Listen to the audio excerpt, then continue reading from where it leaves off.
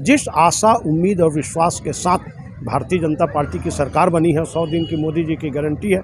कम से कम 2 महीना निकल गया, कोई मांग पूरा नहीं हो रहा। प्रदेश में कर्मचारी अधिकारी फेडरेशन के आह्वान पर सशक्त और जोरदार प्रदेश में प्रदर्शन हुआ। प्रदर्शन इस बात का परिचायक है कि कर्मचारियों में आक्रोश शुरू हो गया और यदि मांगें पूरी नहीं होती तो लोकसभा चुनाव तक आंदोलन भी होंगे। और फिर भारतीय जनता पार्टी को जैसे विधानसभा में समर्थन मिला, ये उम्मीद छोड़ दें कि लोकसभा में समर्थन मिलेगा।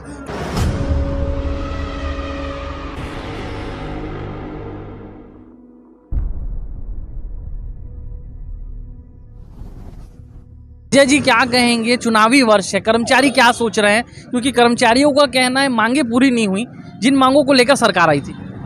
देखिए, इस समय जो चुनावी घोषणा पत्र जारी किया गया था वो सामान्य चुनावी घोषणा पत्र न होकर मोदी जी की गारंटी थी और लोगों ने मोदी जी ऊपर विश्वास करके छत्तीसगढ़ में भारतीय जनता पार्टी की सरकार बनाई। आपको बता दूं, चाहे वो नियमित कर्मचारी हो, अनियमित कर्मचारी हो, 2018 में भूपेश बघेल जी, टी.एस. सिंहदेव जी आंदोलनों के मंच में जाते थे और उन्होंने कहा था हम 10 दिन में आपकी मांगों को पूरा करेंगे। वो न होने से कर्मचारी आक्रोशित होकर के फिर से भारतीय जनता पार्टी की सरकार बनाए। इनका 100 दिन का मोदी जी का गारंटी है, लेकिन आज भी महंगाई भत्ता की बात करो या अनियमित कर्मचारियों के नियमितीकरण की बात करो, पदोन्नति की बात करो, आज भी आरक्षण का विवाद ऐसा है कि मेरे चतुर्थ श्रेणी कर्मचारी तृतीय श्रेणी में पदोन्नति नहीं हो पा रहे हैं। शिक्षा विभाग के हमारे जो शिक्षक संविलियन हुए 2018 के बाद, उनको नियुक्ति तिथि से जो सीनियरिटी देना है, from the date of appointment, 8-8, 10-10 साल की उनकी सेवाएं समाप्त हो गई। कुल मिलाकर जिस आशा, उम्मीद और विश्वास के साथ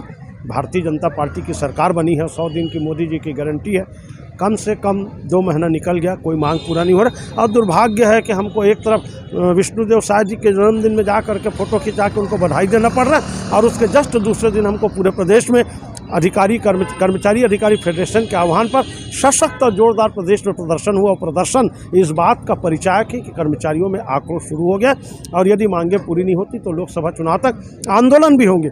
और फिर भारतीय जनता पार्टी को जैसे विधानसभा में समर्थन मिला, ये उम्मीद छोड़ दें कि लोकसभा में समर्थन मिलेगा, क्योंकि कर्मचारियों को यूज़ एंड थ्रो दोनों पार्टियां यूज़ करती हैं। भीड़ में जाके विपक्ष में रहते हैं तो भाषण देके समर्थन करते हैं, अब जब सरकार में आ जाते हैं तो कमेटा ये क्यों कमेटी बनना चाहिए? छत्तीसगढ़ में जितने कमेटी बने हैं वो सब कमेटी असफल साबित हुए। सबसे बड़ा उदाहरण छत्तीसगढ़ में झीरम घाटी में कांग्रेस के बड़े बड़े लीडर दिवंगत हुए, आज उनका कोई निर्णय नहीं हुआ और झीरम घाटी के दोषियों को सज़ा नहीं मिली। तो इसके बाद कमेटी पर उम्मीद करना मैं समझता हूँ बेकार है। तो मैं आपके माध्यम से भारतीय जनता पार्टी सरकार, विशेषकर विष्णुदेव साय जी से निवेदन करूँगा कि जो मोदी जी की गारंटी है, अनियमित कर्मचारियों को नियमित करना, प्रत्येक महिला को महतारी वंदन योजना में 1000 रुपया देना, 500 रुपये में गैस सिलेंडर देना, कर्मचारियों की पदोन्नति, महंगाई भत्ता, केंद्र सरकार फिर जनवरी का 4% महंगाई भत्ता देने वाला है। आज भी छत्तीसगढ़ का कर्मचारी 42% महंगाई भत्ता प्राप्त कर रहा है, केंद्रीय कर्मचारी 46% प्राप्त कर रहा है, फिर 4% जनवरी का मिल जाएगा। हम तो जुलाई का मांग रहे हैं, जनवरी का यदि केंद्रीय कर्मचारियों को मिलेगा तो सीधा 50 बने 50% महंगाई भत्ता हो जाएगा। तो ये कर्मचारियों में केंद्र और राज्य में भेदभाव नहीं होना चाहिए। छत्तीसगढ़ राज्य में जब बाजार एक, महंगाई एक, कर्मचारी एक, सब कुछ एक, तो फिर महंगाई भत्ता में भेदभाव नहीं होना चाहिए। वैसे गृह भाड़ा भत्ता आज भी 6वें वेतनमान में जो 2016 से मिल रहा था, 2006 से, आज वही गृह भाड़ा भत्ता मिल रहा है। केंद्रीय कर्मचारियों को 2016 के 7वें वेतनमान में गृह भाड़ा भत्ता मिल रहा है। आप बताइए ना, केंद्रीय कर्मचारियों को 5000 में किराया और राज्य सरकार के कर्मचारियों को 2000 में मकान किराया तो नहीं मिलने वाला है। तो जब सब चीज़ बराबर है तो महंगाई भत्ता, गृह भाड़ा भत्ता, पदोन्नति, क्रमोन्नति, पद रिक्त हैं तमाम हर विभाग में। अनियमित कर्मचारियों को धोखा दिया जा रहा है। अनियमित कर्मचारी उम्मीद में नेताओं को स्वागत करने बुला रहे हैं। 2 बड़े कार्यक्रम हुए और वो कार्यक्रम स्थगित होकर के कहीं ना कहीं विरोध, आक्रोश, नारेबाजी, प्रदर्शन के रूप में हुआ।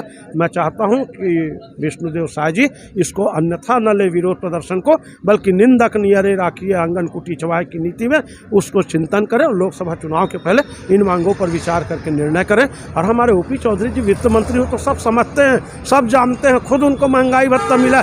महंगाई भत्ता क्या है ये कम से कम वित्त मंत्री को बताने की जरूरत नहीं है। प्रदेश के कर्मचारियों को तत्काल इसका आदेश होना चाहिए।